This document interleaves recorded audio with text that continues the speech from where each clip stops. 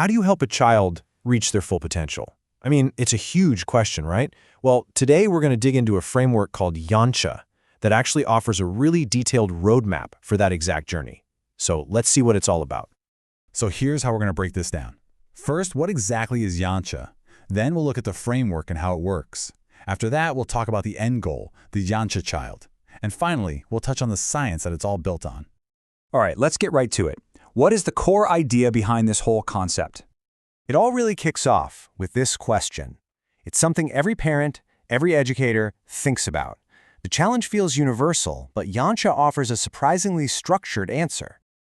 At its heart, the goal of Yancha is to help a child become the best one can be. And notice, this isn't about being better than the kid next door. It's about achieving your own personal best.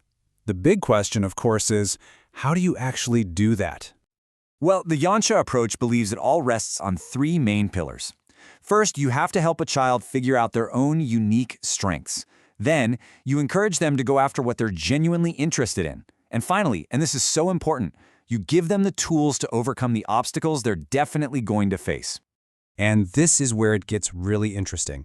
Yancha has this incredibly holistic view of obstacles. It recognizes they can come from inside the child, from the self. They can come from others, even well-meaning parents. They can come from their daily ecosystem, friends in school.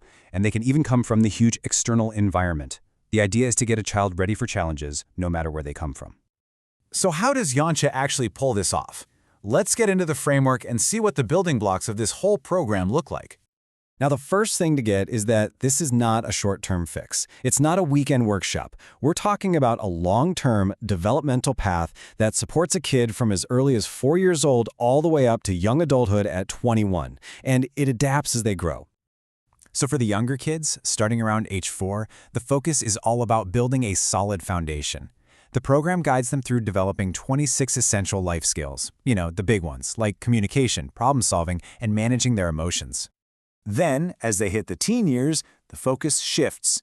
It becomes less about foundational skills and more about deeper character traits. They start working on ingraining 21 different behavioral capabilities, things like resilience, taking initiative, empathy, the stuff that really shapes how you show up in the world. But, and this is absolutely crucial, the child is not on this journey alone. Yancha knows how vital family is, so it actually defines 9 key behaviors for parents and caregivers to practice. It turns them into active partners in the whole process. So you might be wondering, how do you manage all this? Well, the entire system, all the skills, the behaviors, the content for kids, teens, and parents, it's all brought together on a technology platform that helps guide everyone through the process. Okay, so we've seen the what and the how, but what about the why? What's the end goal here? What does a Yancha child actually look like when it's all said and done? Well, the program really aims to cultivate a young person who makes informed choices, not impulsive ones. Someone who thinks rationally, who doesn't just accept things as they are, but actively creates new options. They learn to play to their strengths, follow their passions, and develop a real sense of social awareness. There's a quote from the program's creators that just nails it. The goal is for a child to overcome obstacles, leverage their strengths, and ultimately evolve to become a responsible young adult. And there's a very practical long-term outcome here. This whole journey is designed to set them up to find a career path that they don't just do, but one they can truly, genuinely thrive in. Okay, last big piece of the puzzle. You might be asking, what's all this based on? Well, as we're about to see, the Yancha method isn't just a collection of nice ideas. It's actually grounded in some well-established science. Yeah, this framework didn't just appear out of thin air.